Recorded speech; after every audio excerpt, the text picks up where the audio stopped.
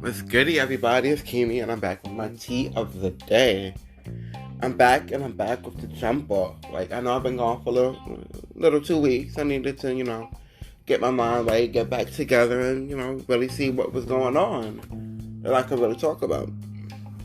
So, as we all know, American Son just came out, and it was a play, and it hit a lot of topics. And I really want to get into that, and I really want to just deep dive police brutality, just being a black son in America. Like, I can just imagine how my mother feels or felt when I was living at home, me walking out the house, and the fear that she had raising a black son, because it's very different than just raising a white son, a Spanish son, a Korean or Asian son. Like, it's very different depending on the son that you have. So let's really get into American Son. Like, let's get into that. This is episode 24. Thank y'all for watching, but let's really get into it. Let's deep dive. So, the son was Jamal Connor, and it wasn't necessarily based on a real story, but we see these headlines every day. Police shoot son, or XYZ. So, we have this newbie bigot cop who's in there asking the mother, Elise Connor, if he has any priors. Automatically, because he's black, he must have been to jail before. He must have gotten arrested before. It's impossible for that not to happen. And if he has any AKAs or any also known as, meaning any stereotype names, like Peanut, Pookie, Black. Like, not everyone has an AKA, not everyone has a stereotypical black name as Pookie, Peanut, Black. I don't have one in my family. So, not every black family is the same. Not every black family has these type of names going around. Or not everyone has gold tattoos, gold teeth. Like, y'all are doing too much. And he was doing too much.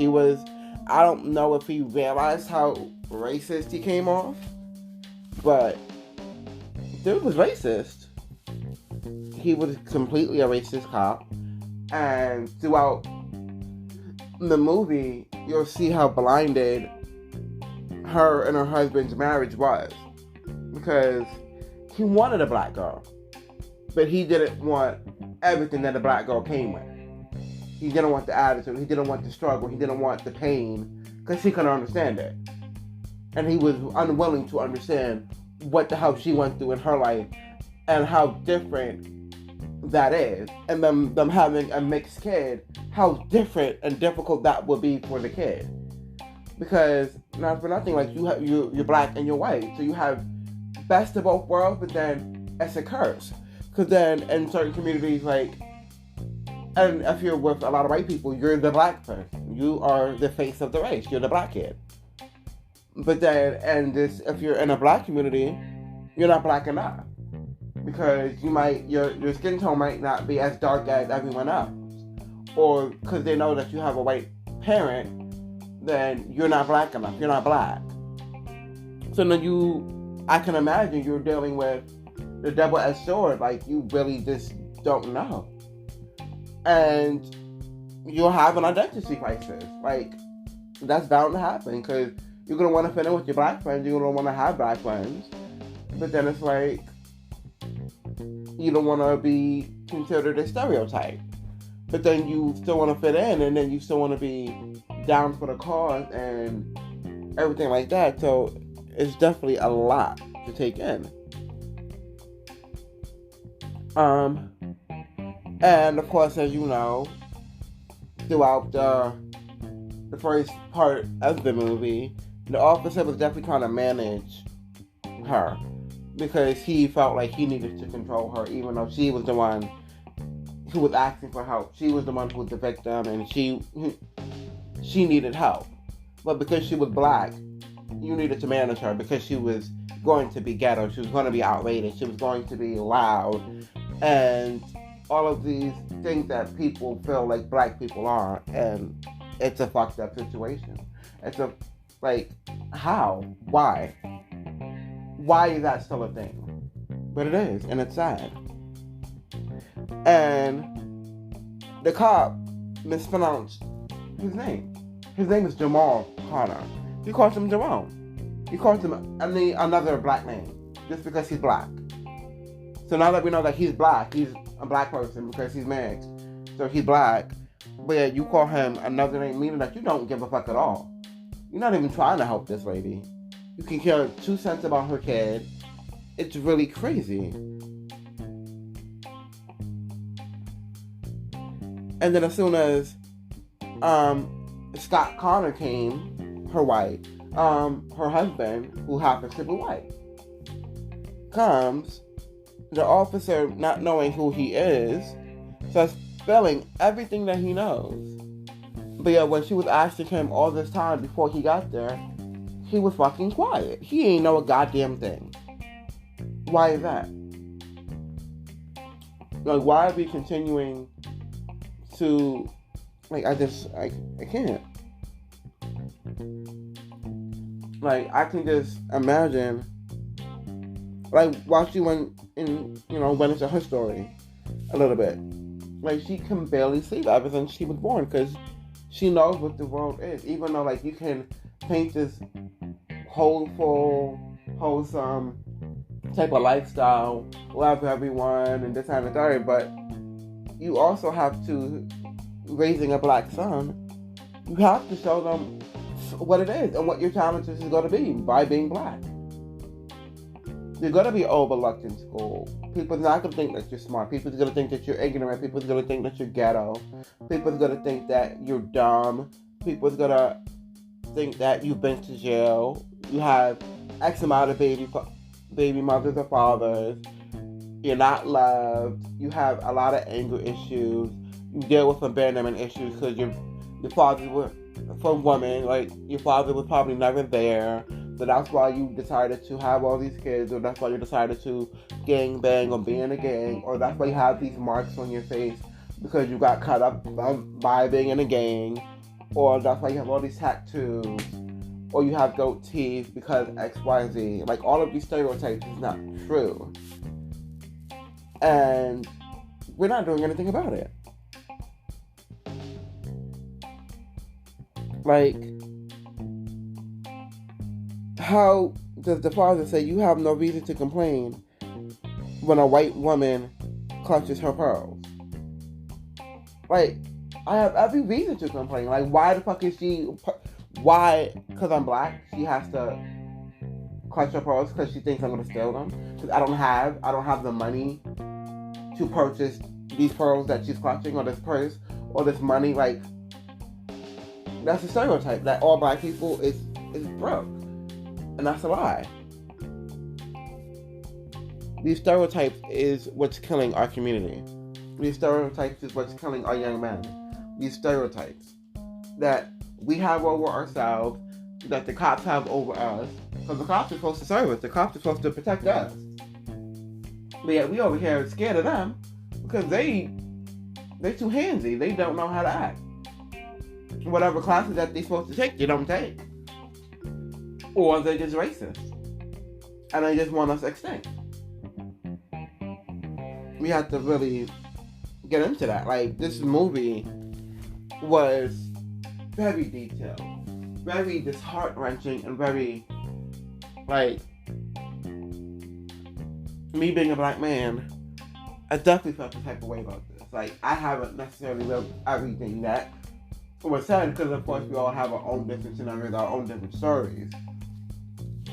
But it was just heart-wrenching just to listen to it being described. Like, I couldn't. And all of these acquitted cops that just so happens to just continue to be acquitted, even though, like, they continue to kill us. And then for him being a mixed kid, a black and white kid, he's gonna have an identity. He's gonna try to have to find himself. And with him finding himself, you make, not to great decisions, but that doesn't mean that it's your fault while you're in the predicament that you're in because you decided not to make a great decision because you're on the path of finding yourself, whatever that may be. So, shoot cops with your camera phone when the cops make a bust. This was on his bumper sticker that caused the cop to react in a certain way because he felt threatened because he was black. He was a tall black man, and the cop felt threatened. Why he felt threatened? I don't know. You're coming towards me, but yet you felt threatened.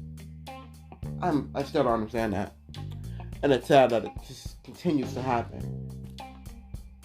Let's go over that. Shoot cops with your camera phone. Yes, the word was shoot, like as in shoot, but shoot cops with your camera phone, meaning that take out your camera phone and videotape these people. Videotape every interaction you have with these cops because the world needs to know all of the bigoted, bad cops that are out there. Not all cops are bad, absolutely not.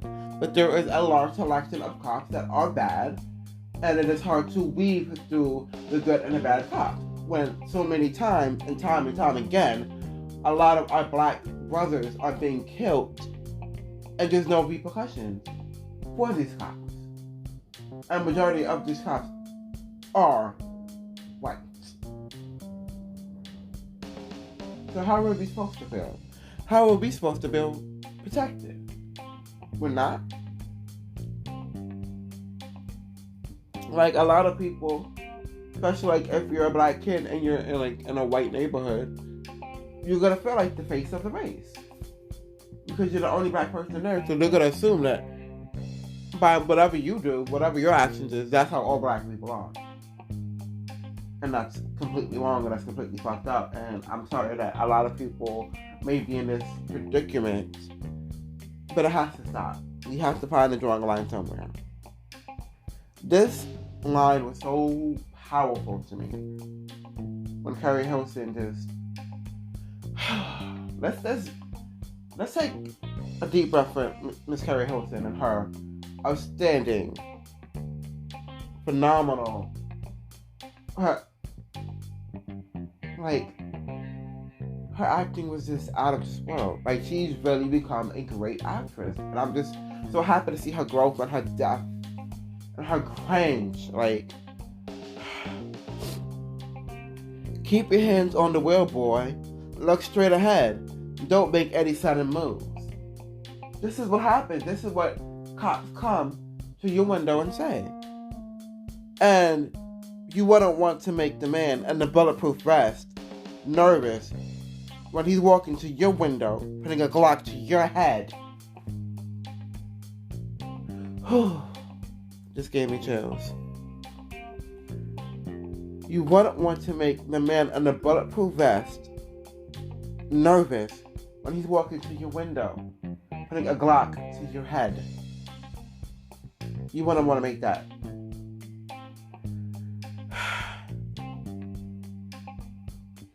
And this black cop, Mr. Stokes, he decided to come out and say, you have the right to shut up and do what I say. And this is a black cop who they waited for hours to come. When the fuck he felt like coming. Oh yeah, CPT time, right? Mm-hmm. And this is another heart-wrenching thing that she said. Black boys act gangster to hide their fear. And that is absolutely right. That macho attitude, that toxic masculinity that a lot of men have, is only to hide their fear. It's only to hide the aspects of them that they can't show, because society continues to tell them that they're not worthy, that they can't show weakness, that they can't do that, because they will be considered weak, they'll be considered a bitch, they'll be considered pussy, they'll be considered less than a man, they'll be considered other than black.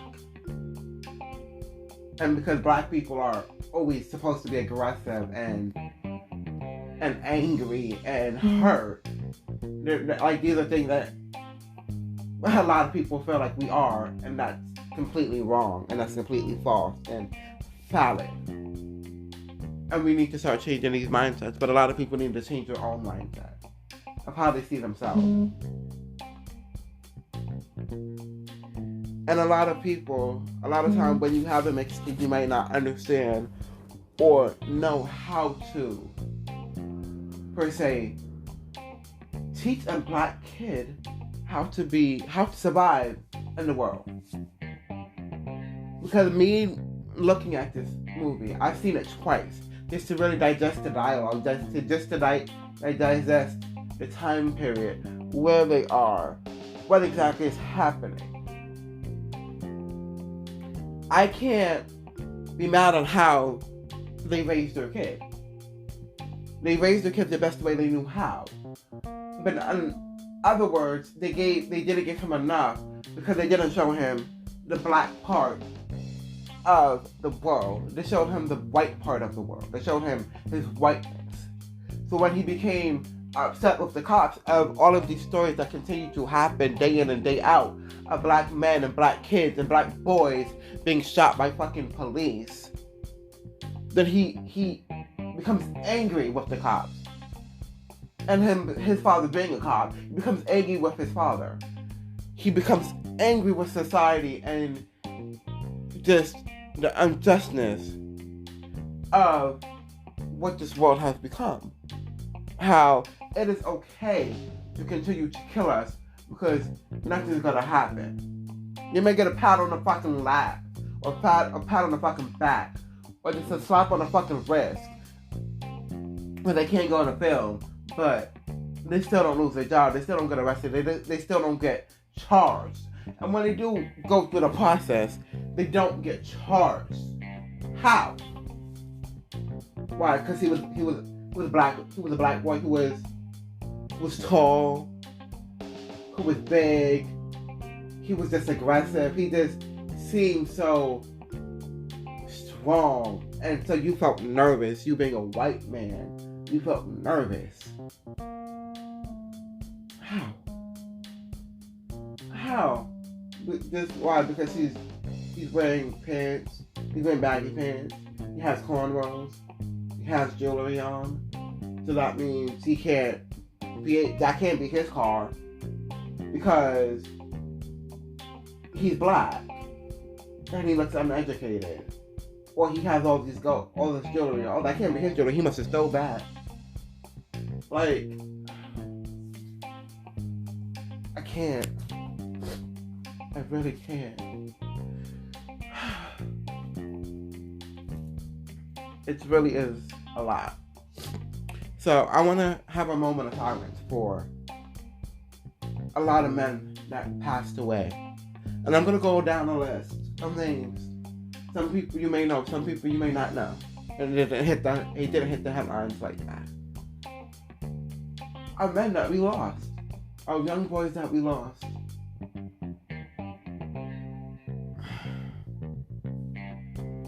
Christopher Whitfield, Anthony Hill, Yvonne Bailey, Eric Logan, Jamron Robinson, Gregory Hill Jr., Jaquan Slayton, Ryan Twyman, Brandon Weber, Jimmy Atchman, Willie McKay, Emmett E.J. Fitzgerald Bradford Jr.,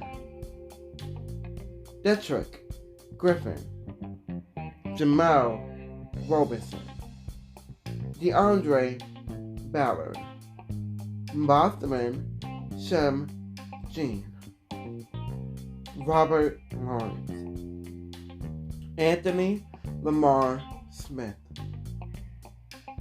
Ramley Graham, Manuel Lodgins Jr., Trayvon Martin, Wendell Allen, Kendrick McDad, Larry Jackson Jr., Jonathan Famel, Jordan Baker. Victor White III. Dontre Hamilton. Eric Gardner. John Cambrid III. Michael Brown. Ezell Ford. Dante Parker. Kazem Powell. Laquan McDonald. Aki Goel. Tamir Rice. Women Bryce Bryson. Jameer Reed. Charles Kwan. Troy Robinson. Walter Scott. Freddie Gray. Brandon Glenn. Samuel Lobis. Kristen Taylor. Jamar Clark. Mario Woods. Quintino Legere. Gregory Gunn. Akil Dickens. Alton Sterling. Philando Castile. Terrence Sterling. Terrence Crutcher. Keith Lemon. Alfred Alonso. Jordan Edwards. Stephen Clark. Danny Ray Thomas. Dewan Gullery. Patrick Harmon. Jonathan Hart. Morris Granson. Jules Jonathan. These are 65 names. And of course, it's thousands and thousands of cases, thousands and thousands of men more that has happened to. But I found 65 men that I just read off of their names that got killed by police and nothing happened. When is this gonna stop? So we can trust in our police system and our judicial system, but they continue to kill us and slaughter us and emasculate us and destroy our everlasting existence. Because this us being black, us having the tone of skin that we have, demonstrates us as threats.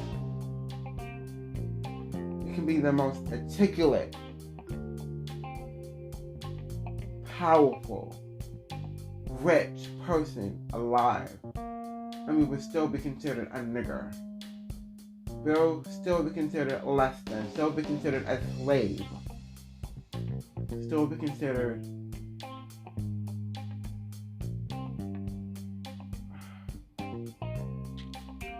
someone who needs to die. It's just going back into American Son. That's the title, but that's the life that we all live as being black boys. Going out every day. It is a chance we won't make it home. It is a chance that something could happen. Because someone doesn't understand us. Because someone just does not like our kind. And then, going back to the movie, him having a black son. He kept on calling him Jay. He never said Jamal. His name is Jamal Scott. But being Jamal, his name is too ethnic. Just because you have an ethnic name does not mean that you are a bad person. It does not mean that you are less than. It does not mean any of those things. It just means that you have a name that people consider ethnic. But that does not mean that you are dumb. These stereotypes of our community needs to stop. We need to come together to make these people who continue to kill us pay. And that does not mean violence. That means equality. That means us being in the boardroom. That means us being in the judicial system. That means us being on the law enforcement to even the playing field. But that does not mean for us being there and us killing our own, because we do that enough. Lots of stuff needs to change in this world, and I don't know if that's possible. I don't know if I'm asking for too much, but we don't want this list to continue to increase day by day. These stories to become what it is. Families continuing to having black boys that they're scared to let into this world. Scared to show the ugly truth of what America is. Yes, there is great in this world, but yes, there is so much dirt and ugly and filth and just nasty and gross and disgustingness in this world. And racism is still alive and well. It just comes in different forms than what it was many years ago. I really just had to go and really just dissect everything. And this is just a conversation that needs to be had just like many other conversations. Thank you for listening. Please, please, please listen. Make this a priority. Make this hit the masses. Thank you for listening to Kimi's Tea of the Day. Thank you for listening to Police Brutality. Thank you for listening to American Son. Thank you for listening to my 24th episode. Please, don't let this be on deaf ears. Thank you for listening. Tell a friend. Listen. Just let this get out there. This can't be another kid. Another black boy. Thank you.